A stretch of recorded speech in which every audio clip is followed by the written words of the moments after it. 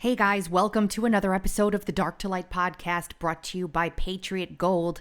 The CEO of Wells Fargo warns that the worst is yet to come for Americans, and Deutsche Bank is forecasting a major recession with similarities to 70s era stagflation and real wealth destruction. We're seeing that kind of play out all over the place right now.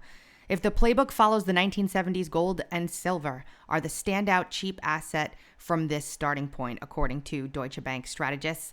Bloomberg Intelligence forecasts $2,500 gold by year's end. And meanwhile, Goldman Sachs and Wells Fargo see gold hitting record highs in 2022. Former Gold Corp chairman Ian Tilfer warns that, quote, peak gold has been reached regarding maximum output, and for that reason raised his forecast to $2,400 to $2,500 an ounce. Jeffrey said their long-term forecast remains in place for gold prices to push to $5,500 an ounce. You can call the Patriot Gold Group today before it's too late. They have the no fee for life IRA, where your IRA or 401k can be in physical gold and silver, and you may actually be eligible for the no fee for life IRA on qualifying rollovers. Call 800-356-4470 for a free investor guide today.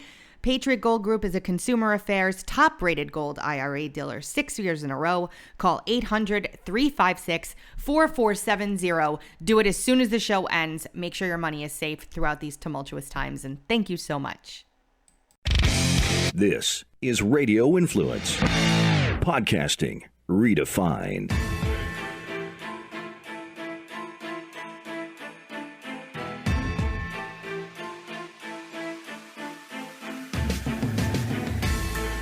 Good afternoon, everyone, and welcome to the Monday edition of the Dark to Light podcast with Sunny Monday Val and Beanz. It is it's been such a beautiful weekend. How was your Father's Day, Frank?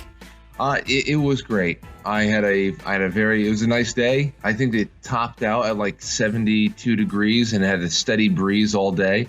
So I did a little bit of everything. We started off early. Got out. I got to go to the farmer's market, get all the stuff I needed.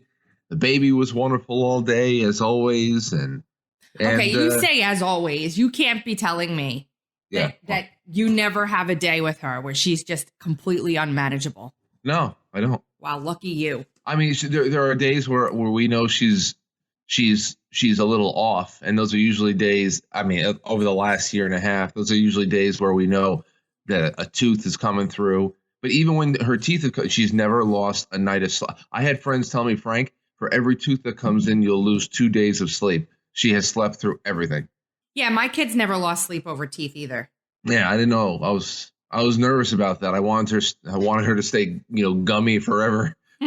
But everything's fine. Oh, that's great. Yeah, and she's very affectionate, so I'm happy. Aww. Now I know what people say, that the first one will trick you into getting the second one. Yes.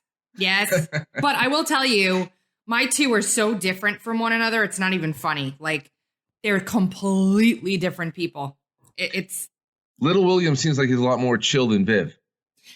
Yes and no. He's like a little entrepreneur.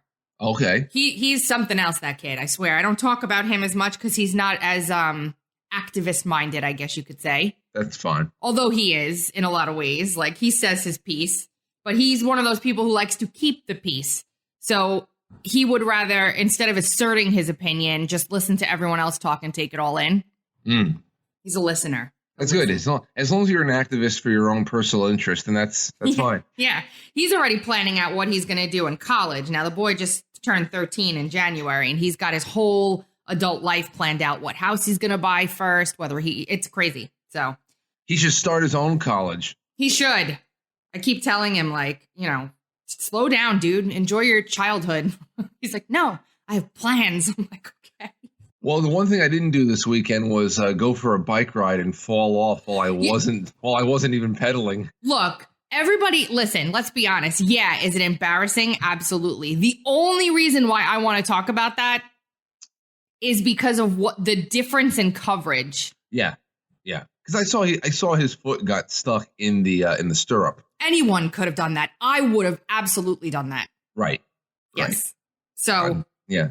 So like the Atlantic I saw this one. I think I know what headline you're about to read. Can you read it? Because I don't have it in front of me. Oh, hold on. I sent it to myself again. The Atlantic, the heroism of Biden's bike fall. The president gracefully illustrated an important lesson for all Americans. When we fall, we must get back up. I know. He got up to his feet and he immediately ran to a little girl. Did you see that? Surprise. You know, Tucker Carlson has really been pounding him on that stuff lately. Good. Which he deserves. It's about time. Like, whatever.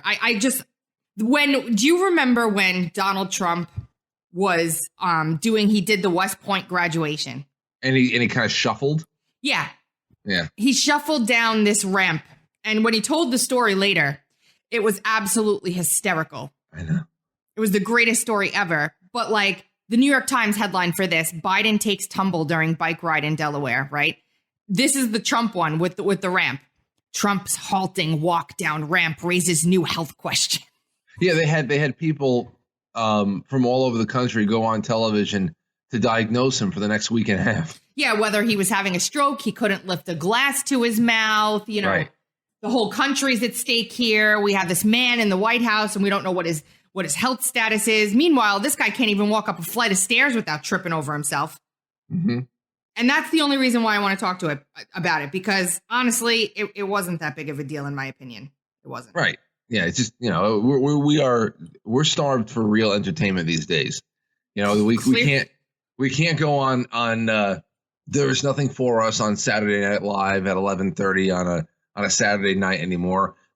All that's gone. The days of Mad TV and Living Color, they've been gone for a long, long time.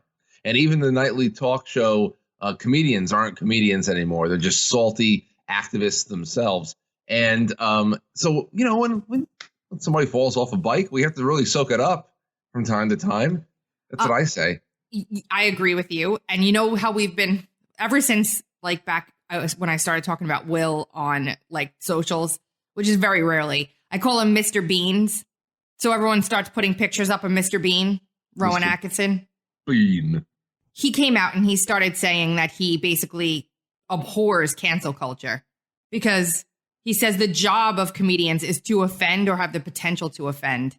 Every joke has a victim. That's the definition of a joke. Mm. And we're starting to see like this cancel culture sort of the comedians are who is bridging the gap, trying to get us back to the days where we had something to laugh at again. Yeah, it is. Yes. It's hard when you're talking about identity though, Tracy, because if you're making a joke, it's fine. But the thing is that when you are forced to focus in on people's perceived identities, and they're various, it's so much because we're trying to deconstruct reality.